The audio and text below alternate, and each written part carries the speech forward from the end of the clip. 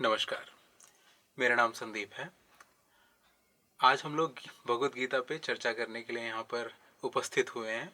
मेरे साथ हैं ब्रह्मचारी विकास जी, जो कि एक गीताचार्य हैं और भगवत गीता के प्रचार प्रसार में एक अहम भूमिका निभा रहे हैं। स्वागत है विकास जी आपका। भारत के इतिहास के लगभग 5000 वर्ष पूर्व महाभारत का एक युद्ध हुआ, जिसमें संपूर्ण भारतवर्ष के सभी राज्य दो खेमों में बंट गए। ये दोनों खेमे एक दूसरे से युद्ध के लिए तत्पर कुरुक्षेत्र के मैदान में एकत्रित हुए। इस कुरुक्षेत्र के मैदान में युद्ध के लिए तत्पर इन सेनाओं के मध्य भगवान श्री कृष्ण अर्जुन को भगवत गीता का उपदेश करते हैं। अब हम ब्रह्मचारी जी से जानेंगे कि युद्ध के मैदान में भगवत गीता की क्या प्रासंगिकता, क्या आवश्यकता है। ब्रह्मचारी जी। आपने सही कहा संदीप जी। युद्ध कुरुक्षेत्र जो था वो युद्ध का मैदान था, युद्ध के लिए नियत किया हुआ स्थल था और दोनों सेना युद्ध के लिए वहां एकत्रित हुई थी। निश्चित रूप से जब युद्ध के लिए दोनों सेना और संपूर्ण भारत जिसमें लगा हुआ था, अगर एकत्रित आए हैं तो उनको युद्ध ही करना था। मुख्य प्रयोजन वहां आने का युद्ध ही था। लेकिन इस मध्य भगवत गीता रूपी जो ज्ञान है, जिसे हम आज तक लाभान्वित हो रहे हैं, और मैं कहूं कि पूरे भारतीय जो आध्यात्मिक जगत है उसके मूल में, जो उसका दर्शन है आध्यात्मिक जगत का, उसके मूल में भगवत गीता ही किसी न किसी रूप में हम मानते हैं। तो युद्ध जैसे विध्वंसकारी कर्म में भगवत गीता की आवश्यकता क्यों पड़ी? उस समय जब भारत के मुख्य राज्य दो भाग में बटे हुए थे, दो खेमे हम कह सकते, खेमे तैयार हुए थे, वहां पे जो पांडवों की तरफ थे वो भगवान श्री कृष्ण थे और बाकी पांडव भी थे।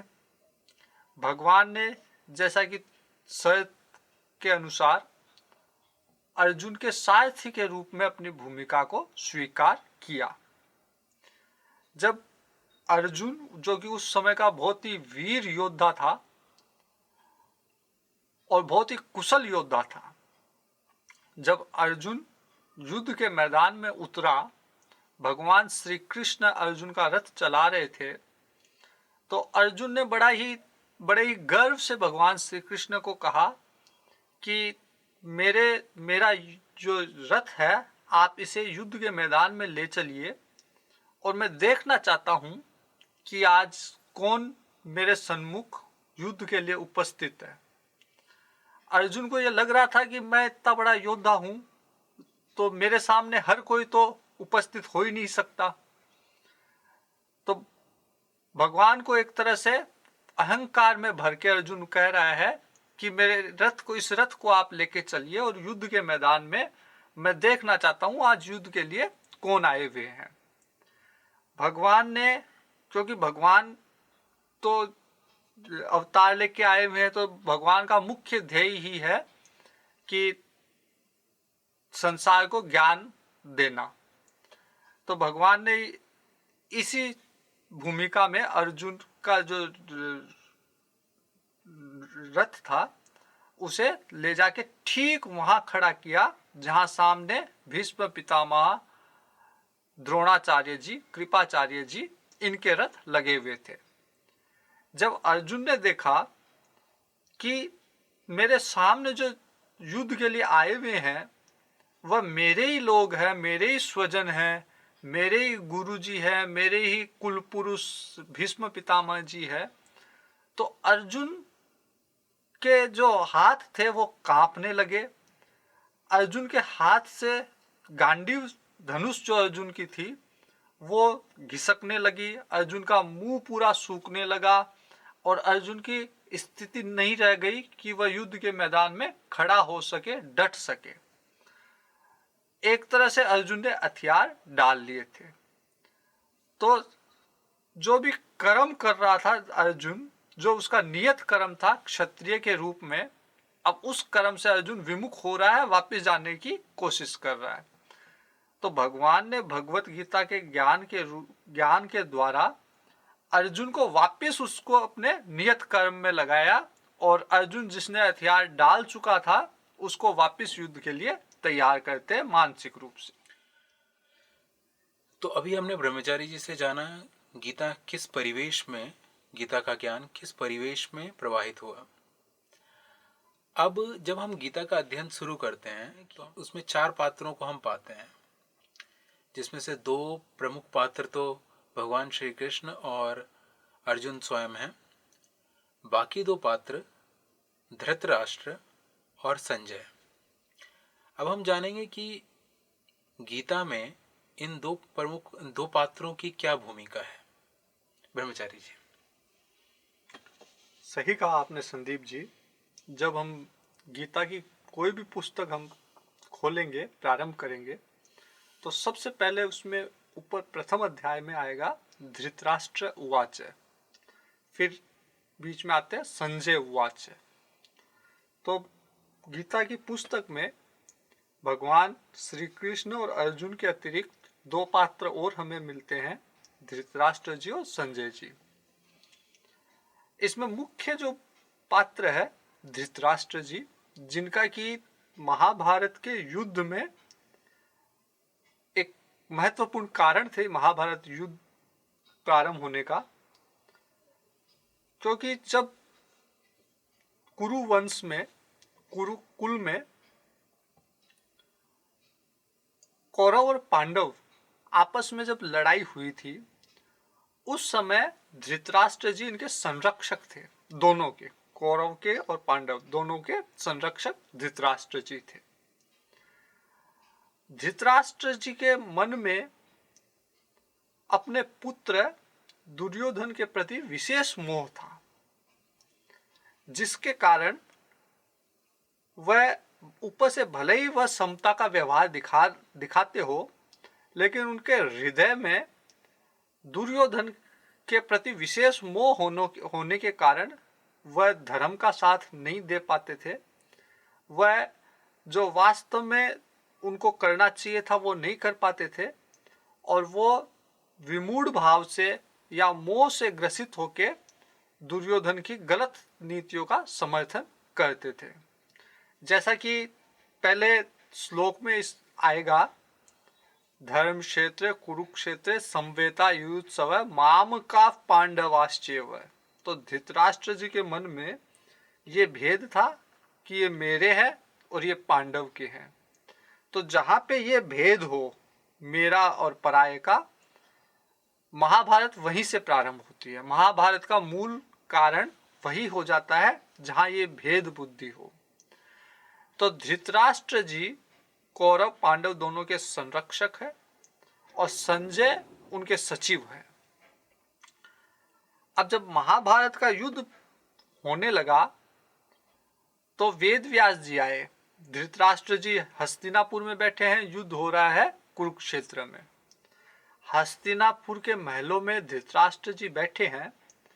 उसी समय वेद व्यास जी आए और धृतराष्ट्र जी को ये कहते हैं कि यदि आप युद्ध देखना चाहते हैं तो मैं आपको एक ऐसी दिव्य दृष्टि दूंगा जिससे आप युद्ध, यहां बैठ के युद्ध का आंखों देखा हाल देख सकते हैं। आज की भाषा में अगर हम कहें तो लाइव टेलीकास्ट आप उसे देख सकते हैं। लेकिन धृतराष्ट्र जी मोह से ग्रसित थे और उन्हें यह पता था कि मेरे जो पुत्र है कौरव, वो कहीं ना कहीं अनिति की तरफ है, इसलिए उनका विनाश निश्चित है। तो वो हिम्मत नहीं जुटा पा रहे थे कि अपने पुत्रों का विनाश होते हुए देखें। इसलिए धृतराष्ट्र जी ने कहा कि मैं जीवन भर मैंने नहीं देखा, मैं जीवन भर अंधता से ग्रसित रहा, तो अंत समय में अब मैं ये पुत्रों का विनाश नहीं देख पाऊंगा। लेकिन हाँ, मैं सुनना जरूर चाहूंगा कि युद्ध भूमि में क्या हो रहा है। युद्ध भूमि कुरुक्षेत्र है, जो कि एक धर्म क्षेत्र भी है, एक तीर्थ स्थल भी है। तो वहां पे मेरे और कौरव और पांडव के पुत्र एकत्रित है, तो वहां पे उनमें क्या चल रहा है मैं ये सुनना चाहूंगा। तो इसके समाधान के लिए व्यास जी ने वह दिव्य दृष्टि संजय, जो कि सचिव है धृतराष्ट्र जी के, उनको दी। तो अब संजय जी धृतराष्ट्र जी को युद्ध में क्या चल रहा है ये आंखों देखा हाल हस्तिनापुर के महलों में बैठ के बता रहे हैं। इस तरह से ये दो पात्र, आपने बिल्कुल सही कहा, भगवान श्री कृष्ण और अर्जुन के अतिरिक्त ये दो पात्र और हमें भगवत गीता में देखने को मिलते हैं। तो हमने ब्रह्मचारी जी से जाना कि धृतराष्ट्र के मन में जो भेद बुद्धि थी वो युद्ध का एक प्रमुख कारण बना। भेद बुद्धि अपने पुत्र और पांडु पुत्रों के बीच में। अब हम इस भेद बुद्धि के बारे में और विस्तार में सुनेंगे ब्रह्मचारी जी से। ब्रह्मचारी जी। बिल्कुल सही कहा संदीप जी आपने।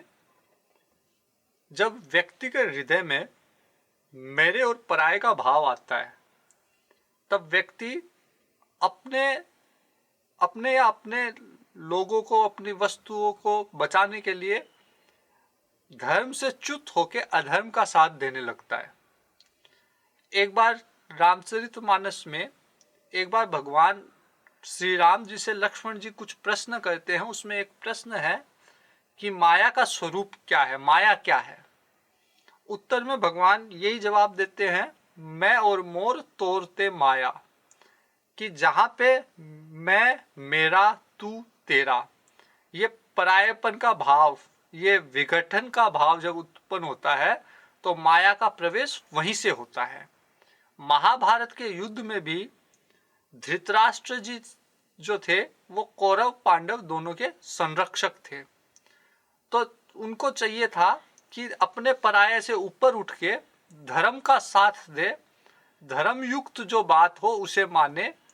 लेकिन विभिन्न धर्माचार्यों के कहने पर भी, विदुर जी जैसे विद्वान के समझाने पे भी, भगवान श्री कृष्ण के समझाने पे भी धृतराष्ट्र जो धर्म था उसका साथ नहीं दे पाए, क्योंकि उनके मन में ये भेद बुद्धि थी, अपने पुत्रों के प्रति विशेष प्रेम था, जिसके कारण धर्म से हटके वो व्यक्ति अधर्म का साथ देने लग गया, या अधर्म होते हुए देखने लग गया, मूक भाव से चुपचाप देखने लग गया। तो व्यक्ति के अध्यात्म विकास में यह आवश्यक है कि वह इस मेरे और पराये का भाव का त्याग करके और संपूर्ण जगत को एक ईश्वर की सृष्टि माने, संपूर्ण जगत में जितने भी जीव है उनमें उनको भगवान का स्वरूप मान के और धर्म पूर्ण अपना जीवन व्यतीत करे। तो अब हम कुरुक्षेत्र वापस चलते हैं। तो कुरुक्षेत्र में जैसा कि हमने जाना कि अर्जुन के हाथों से गांडीव, जो उनका धनुष है, वो फिसल रहा है और वो युद्ध की अपनी जो इच्छा लेकर आए थे, युद्ध के लिए जो संकल्प करके आए थे, उससे पीछे हट रहे हैं, हटते हुए दिखाई देते हैं गीता के प्रथम अध्याय में। संपूर्ण गीता का एक उद्देश्य ये भी नजर आता है कि भगवान श्री कृष्ण अर्जुन को दोबारा से पुनः युद्ध के लिए प्रेरित कर रहे हैं। अब हम इस प्रेरित करने के विषय में ब्रह्मचारी से और ज्यादा विस्तार से सुनेंगे। सही कहा आपने। भगवत गीता में अर्जुन जो कि अपने कर्म से पीछे हट रहा है और अर्जुन कह रहा है कि भगवान इस युद्ध से अच्छा या इस कर्म से अच्छा तो मैं भिक्षावृत्ति करके अपना जीवन यापन कर लूं, वो ज्यादा अच्छा लग रहा है मेरे को। भगवान जानते हैं कि ये जो वैराग्य पूर्ण अर्जुन बात कर रहा है ये एक तरह से क्षणिक वैराग्य है, वास्तविक वैराग्य नहीं है। क्योंकि भिक्षा का अधिकारी वही हम लोग कहते हैं, ज्ञान वैराग्य सिद्ध्यर्थम भिक्षाम देहि च पार्वती। तो ज्ञान और वैराग्य की उपासना में तो भिक्षावृत्ति सही है। अन्यथा भिक्षावृत्ति को सही नहीं माना जा सकता। तो भगवान कहते हैं, अर्जुन तू अब इस योग्य नहीं है कि तू कर्म को छोड़े, तेरे में ज्ञान वैराग्य की स्थिति अभी नहीं है, इसलिए तेरे को कर्म करना चाहिए। लेकिन तू कर्म करने में दोष देख रहा है, तेरे को लगता है कि ये हिंसा होगी, हिंसा से पाप लगेगा, हम नरक में जाएंगे, तो ऐसा नहीं है। अगर तू इसी कर्म को एक योग में स्थापित होके करेगा तो तेरे को इस कर्म से जो उत्पन्न होने वाले दोष है वह दोष नहीं लगेंगे। इस योग को भगवान ने कहा है समत्व योग उच्यते। तो मैं मानता हूं भगवत गीता का जो मूल उपदेश है वह समत्व में है। हर तरह का व्यक्ति में जब समत्व आता है, हर क्रिया में, हर वस्तु में, हर व्यक्ति में जब वह समत्व देखने, मनोदशा में, अपनी बुद्धि में जब समत्व का विकास होता है, तो वही मेरे हिसाब से भगवत गीता का परम उपदेश है। समत्व योग।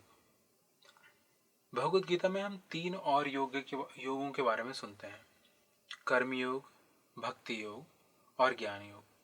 उसके बारे में थोड़ा और हमें विस्तार से समझाइए। सही कहा आपने। भगवत गीता में कुछ विद्वानों द्वारा भगवत गीता के कुल 18 अध्याय है, जिसमें से 3 भाग किए गए हैं। प्रथम 6 अध्याय को कर्मयोग में समर्पित रखा गया है, फिर 7 से 12 तक भक्ति योग के अध्याय माना गया है और 13 से 18 तक ज्ञान योग के अध्याय कहा जाता है, मोटा मोटी रूप से। इनके बीच में, जैसे ज्ञान के बीच में कर्म और कर्म के बीच में भक्ति, ये सब चलता है, लेकिन मोटा मोटी रूप से ये माना जाता है कि पहला पाद जो 6 अध्याय का है वह कर्म योग का, दूसरा भाग वह भक्ति योग का और तीसरा भाग ज्ञान योग का, ऐसा कहा जाता है। अब कर्म योग, भक्ति योग और ज्ञान योग क्या है, इसे हम समझते हैं। कर्म योग में आपके पास जो भी संसाधन है उसे आपको संसार की सेवा के लिए लगाना पड़ता है। संसाधन आपके पास धन हो सकता है, आपकी बुद्धि, आपका शरीर, आपका शारीरिक बल, इन सब को संसार के हित में लगाना, यही कर्म योग है। भक्ति योग जो कुछ है वह ईश्वर को अर्पित करना और उसके प्रसाद के रूप में जो कुछ प्राप्त हो रहा है वह ईश्वर का प्रसाद मान के प्रसाद बुद्धि से उसको ग्रहण करना, इसे हम भक्ति योग कहते हैं। ज्ञान योग में व्यक्ति ये जानता है कि ये जो संसार है वह एक जड़ सत्ता है और मेरा अस्तित्व इस जड़ सत्ता में नहीं होके एक चैतन्य की सत्ता में मेरा अस्तित्व है। तो वह पूर्ण रूप से जड़ में जो चल रहा है उससे उससे स्पर्श नहीं रहता उसका। जैसे कमल का फूल होता है, कीचड़ में रहता है, लेकिन कमल की पंखुड़ियां पे कीचड़ का स्पर्श नहीं होता। उसी तरह से ज्ञान योग में व्यक्ति संसार से पूर्ण रूप से निर्लिप्त भाव में रहता है। भगवत गीता में जो ज्ञान का प्रवाह है वो भगवान श्री कृष्ण के मुख से हो रहा है। अब हम जानना चाहेंगे कि भगवान श्री कृष्ण ने भगवत गीता में अपने स्वरूप को किस तरह से प्रकट किया है। ब्रह्मचारी जी। बिल्कुल सही कहा आपने। देखिए, भगवान जब अर्जुन को उपदेश कर रहे थे गीता का, अर्जुन को लग रहा था कि ये जो उपदेश भगवान दे रहे हैं, क्योंकि अर्जुन भगवान को अपना सखा मानते थे, और तो उन्हें लग रहा था कि ये मेरे मामा का, बुआ का लड़का है, मेरा कज़न है और मेरा शुभ चिंतक है, मेरा सुहृद है, तो ये मेरे को कुछ अच्छे उपदेश हित की बात कर रहे हैं। लेकिन अर्जुन ने कभी भी भगवान को भगवत स्वरूप में कभी भी भगवान को नहीं समझा था। इसके पूर्व भगवान को लगा कि मैंने ज्ञान दे चुका, लेकिन अर्जुन में अभी उस ज्ञान के प्रति दृढ़ता का भाव, निष्ठा का भाव उत्पन्न नहीं हो रहा। तब चौथे अध्याय में भगवान अपने आप को प्रकट करते हैं, एक बड़े ही अच्छे तरह से प्रकट करते हैं। भगवान कहते हैं, अर्जुन, ये ज्ञान मैंने पूर्व में सूर्य को दिया और सूर्य ने मनु महाराज जी को दिया, मनु महाराज जी ने इक्ष्वाकु जी को दिया। इसी तरह ये ज्ञान का प्रवाह चला आ रहा है। ये मैं, ऐसा नहीं है कि मैं पहली बार इस ज्ञान का उपदेश तुम्हें कर रहा हूँ, ये परंपरा से जो ज्ञान चला आ रहा है वही ज्ञान मैं बता रहा हूँ। अर्जुन तुरंत कहता, भगवान आप कह रहे हो कि ये ज्ञान मैंने सूर्य को दिया है, आपका जन्म तो, आप तो मेरे समकालीन हो, आप तो मेरे सखा हो, मेरे साथ जन्मे हुए हो, तो आप कैसे कह सकते हो कि ये ज्ञान आपने पूर्व में सूर्य को दिया? सूर्य तो आदिकाल से, काफी लंबे समय से है सूर्य। तब भगवान ने अपने स्वरूप को प्रकट किया। भगवान ने अर्जुन को कहा कि अर्जुन, मैं सदैव था, जब सृष्टि नहीं थी तब भी मैं था, अब भी हूं, और सृष्टि नहीं रहेगी तब भी मैं रहूंगा। लेकिन विशेष रूप से जब जब धर्म की हानि होगी तब उस धर्म की रक्षा के लिए मैं तरह तरह के अवतार लूंगा, और उन्हीं अवतारों में से ये भी मेरा एक अवतार है। इस तरह भगवान ने अपने स्वरूप को, जो कि अर्जुन के सामने अभी तक व्यक्त नहीं था, उसे व्यक्त किया, ताकि ज्ञान के प्रति निष्ठा अर्जुन में और दृढ़ हो। इससे जुड़ा हुआ एक और प्रश्न है कि भगवान की विभूतियां क्या हैं? ये पूरी की पूरी सृष्टि भगवान की विभूति है। 10वें अध्याय जो कि विभूति योग का अध्याय है, भगवान कहते हैं कि ज्यादा विस्तार से जान के क्या करोगे, सिर्फ ये समझ लो कि ये जो जितना भी सृष्टि का प्रपंच है, ये एक मेरे अंश में चल रहा है, मेरे एक अंश में चल रहा है। अर्थात भगवान जो है वो इस सृष्टि के प्रपंच से भी काफी बड़े हैं, लेकिन सृष्टि में जहां भी विशेषता कही है उसे भगवान का ही स्वरूप मानना चाहिए। जैसे नदियां तो बहुत है, लेकिन नदियों में गंगा जी का एक विशेष महत्व है, तो उस विशेषता को, उस विशिष्टता को भगवत स्वरूप मान के उसकी उपासना की जा सकती है।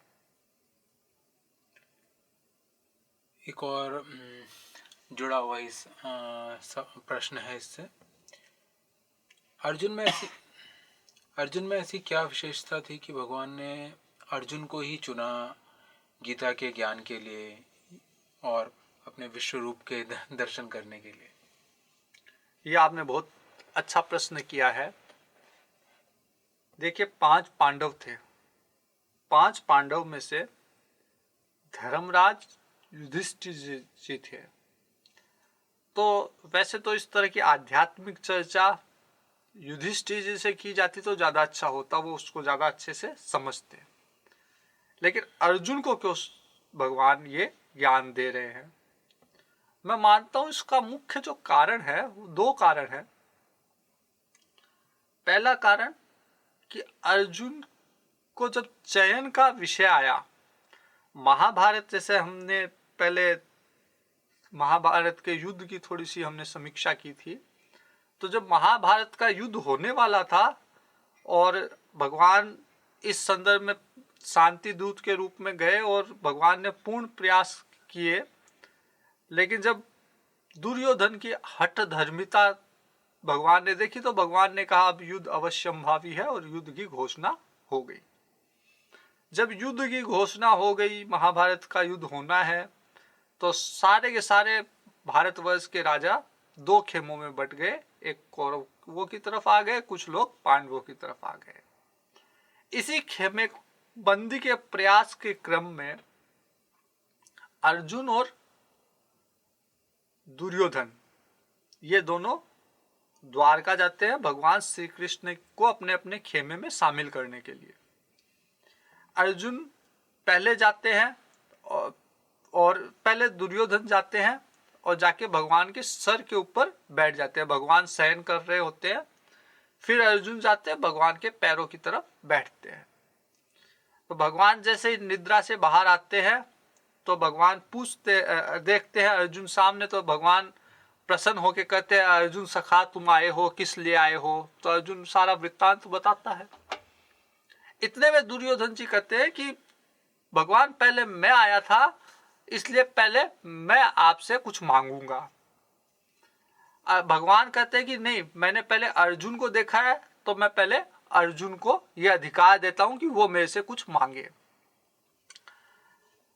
तो अर्जुन को जब मांगने का अवसर था, भगवान ने शर्त ये लगा दी कि मैं दोनों की तरफ रहूंगा, लेकिन एक तरफ मैं रहूंगा, एक तरफ मेरी नारायणी सेना, जो उस समय की बड़ी प्रबल सेना थी, वो सेना रहेगी। तो और मैं जब जिस तरफ मैं रहूंगा, मैं युद्ध में अस्त्र नहीं उठाऊंगा, ये मेरी शर्त है। तो अर्जुन के समक्ष पहला मांगने का अधिकार अर्जुन को दिया गया। अर्जुन के समक्ष एक तरफ भगवान है, एक तरफ भगवान की पूरी सेना, जो उस समय की और महाभारत की सबसे बलिष्ठतम सेना थी। अर्जुन ने उस सेना को नहीं मान के भगवान को मांगा। तो जो चयन है अर्जुन का, मतलब संसार कितना भी बलवान हो, लेकिन संसार की तरफ नहीं जाके भगवान का चयन। तो अर्जुन का ये चयन जो है, मेरे को लगता है कि भगवान, इसी चयन के कारण भगवान ने अर्जुन को गीता का उपदेश के लिए चुना। दूसरा कारण शरणागति। भगवान ने जब तक गीता में अर्जुन को उपदेश नहीं दिया, जब तक अर्जुन ने शरणागति मौखिक रूप से, व्यक्त रूप से नहीं की। तो अर्जुन ने, एक तरफ तो दुर्योधन है जो कहता है कि भगवान मैं जानता हूं धर्म क्या है, अधर्म क्या है, लेकिन मेरी प्रवृत्ति नहीं होती धर्म में, मेरी निवृत्ति नहीं होती अधर्म से। एक तरफ अर्जुन है जो व्यक्त रूप से कह रहा है, माम त्वाम प्रपन्नम, मैं आपकी शरण में हूं, और धर्म क्या है जीवन के लिए वह आप मुझे बताएं। तो पहला कारण चयन, दूसरा कारण शरणागति, और तीसरा कारण भगवान स्वयं कहते हैं कि मैंने गीता का उपदेश इसलिए दिया है कि तू मेरा भक्त है और मेरा सखा है। तो भगवान से चयन होना चाहिए भगवान के प्रति, शरणागति होनी चाहिए, और तीसरा भगवान से कोई ना कोई संबंध होना चाहिए। सखा हो, मित्र भाव हो, पुत्र भाव हो, पिता भाव हो, कोई ना कोई संबंध होना चाहिए और भक्त होना चाहिए। तो ये मैं समझता हूँ अर्जुन में, अर्जुन की सरलता, मित्र भाव, ये सब अर्जुन के गुण रहे हैं, जिसके कारण भगवान ने पात्र माना अर्जुन को गीता के ज्ञान के लिए। तो अब हम 5000 वर्ष आगे आते हैं, आज के समय में, आधुनिक समय में। आज के समय में गीता के अध्ययन की क्या प्रासंगिकता है, क्या उपयोगिता है? किसी व्यक्ति को गीता का अध्ययन क्यों करना चाहिए? ब्रह्मचारी जी। बिल्कुल प्रासंगिक प्रश्न किया आपने। गीता का जो पूरा उपदेश है वह एक अर्जुन जो कि अवसाद की स्थिति में था, उसे निकालने के लिए भगवान ने दिया। आज सामान्यतः देखा जाता है कि जो बच्चे होते हैं उनमें अवसाद की स्थिति ज्यादा बढ़ रही है। भले ही वो किसी संबंध विच्छेद के कारण अवसाद हो, कुछ असफलताओं के कारण अवसाद हो, कुछ अच्छा नहीं कर पाया इसलिए अवसाद हो। तो ये जो जितने भी अवसाद की स्थिति है, उस समय बच्चे को एक प्रॉपर मार्गदर्शन नहीं मिल पा रहा। तो गीता अगर किसी के जीवन में है तो उसे उन सब स्थितियों से एक मार्गदर्शन मिलेगा। पहली प्रासंगिकता। दूसरी प्रासंगिकता गीता जी की कि आपको पता है अच्छा क्या है बुरा क्या है, लेकिन उसको करने के लिए एक आत्मबल की आवश्यकता है।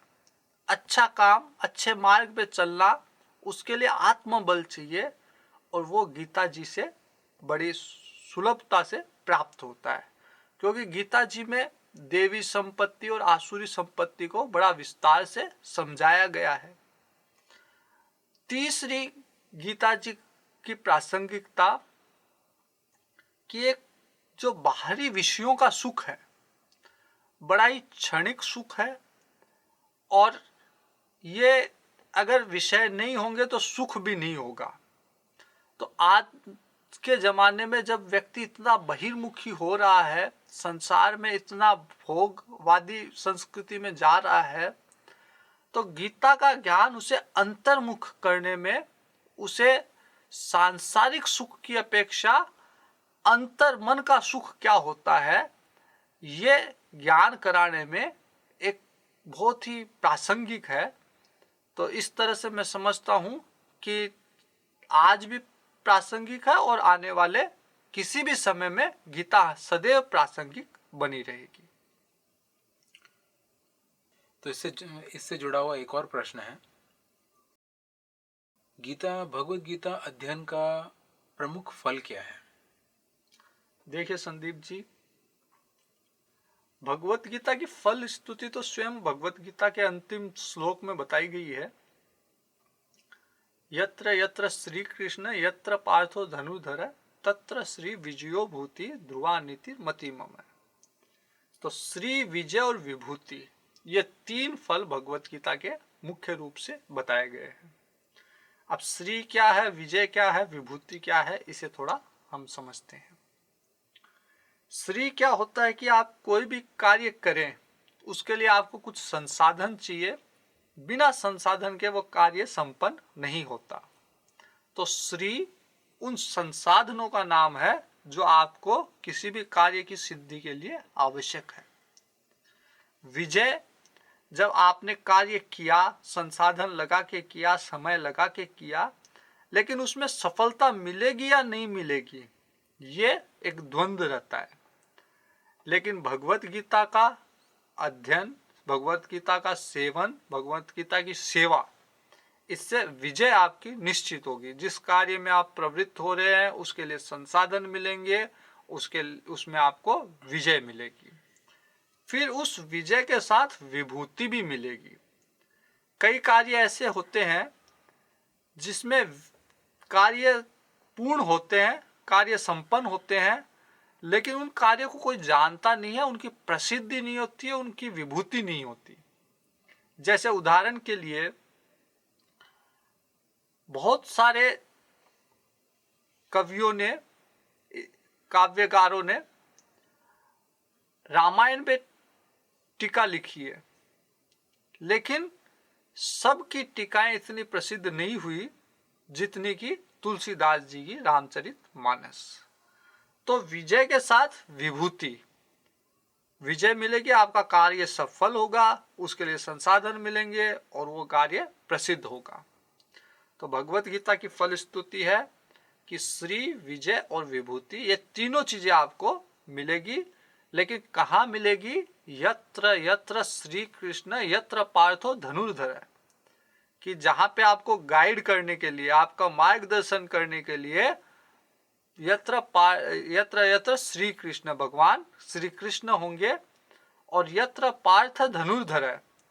अब देखिए, जो अर्जुन था उसने अपने हथियार डाल चुका था, गांडीव जो उसकी थी वो उसके हाथ से खिसक गई थी। अब यहाँ पे है पार्थ धनुर्धर है, उसने वापस अपना हथियार वापस उठा लिया, वो वापस कर्म के लिए प्रवृत्त हुआ है। तो जहाँ पे कृष्ण भगवान जैसे मार्गदर्शक होंगे और व्यक्ति स्वयं कर्म के लिए प्रवृत्त होगा, वहां पे श्री, विजय, विभूति, ये तीनों चीजें उसे प्राप्त होगी। एक और सवाल, ब्रह्मचारी जी, हम सुनते हैं कि यह पूरा संसार सत्व, रजस, तम, इन तीन गुणों का ही विस्तार कहा जाता है। गीता में एक स्थिति का वर्णन भगवान श्री कृष्ण करते हैं गुणातीत अवस्था, जो कि कहा जाता है कि इन तीनों जड़ गुणों से परे एक अवस्था है। उसके बारे में हम थोड़ा और विस्तार से जानना चाहेंगे। बिल्कुल सही कहा संदीप जी आपने। एक पूरा अध्याय 14वां अध्याय भगवत गीता का गुणातीत अवस्था का वर्णन करता है। आपने स्वयं कहा कि तीन संसार जो है सृष्टि जो माया शक्ति चला रही है वह त्रिगुणात्मिका माया है, और वह हम सबको बांधे हुए हैं, किसी को सत्व में, किसी को रजस में, किसी को तमस में। तो कोई व्यक्ति तमस में बंधा हुआ है, वो आलस्य में, निद्रा में, इस कार्य में लगा हुआ है। कई व्यक्ति रजस में बंधा हुआ है, जिसको बहुत कुछ करने की इच्छा होती है, ये भी करूं, वो भी करूं, लाभ क्या है, मेरा मान सम्मान, ये सब रजस वाले के होते हैं। सत्व वाला ध्यान अवस्था में, भगवान की स्तुति में, अध्ययन में, स्वाध्याय में, प्राणायाम में, ये सब सत्व वाले की अवस्था होती है। अब भगवान कहते हैं कि मेरा स्वरूप जो है वो इन तीनों अवस्थाओं से परे है, मैं गुणातीत हूं। तो गुणातीत जो भगवान का स्वरूप है, वहां तक पहुंचने के लिए इन तीनों अवस्था, क्योंकि तीनों अवस्था माया के अंतर्गत है, तो इस माया के खेल से बाहर निकलने के लिए इन तीनों अवस्था से बाहर निकलने का नाम ही गुणातीत अवस्था है। लेकिन ये अवस्थाओं को पार एकदम से नहीं किया जा सकता, ये एक क्रम में पार करने का विधान है। सबसे पहले जैसे आप तमस में हो, तो तमस से आपको अपना जीवन की शैली ऐसी बनानी होगी कि आप तमस से आप निद्रा आलस्य को छोड़ के आप रजस में आओ। रजस में आप समाज की सेवा के कार्य में लगो, आप जितने भी सेवा प्रकल्प चल रहे हैं उनमें सहयोग करो, और वहां से फिर आप अपने मन को, अपने चित्त को वहां से निकाल के एक ऐसी अवस्था में ले जाओ जहां पे भगवान का चिंतन, भगवान का ध्यान, स्वाध्याय और जो सत्व प्रधान क्रियाएं हैं वह होती हो। तो उस अवस्था में लंबे समय में रहने के बाद में उस अवस्था से भी बाहर निकल के गुणातीत अवस्था तक पहुंचा जा सकता है। तो आज हमने भगवत गीता की प्रस्तावना, किस परिवेश में ये उद्धृत हुई,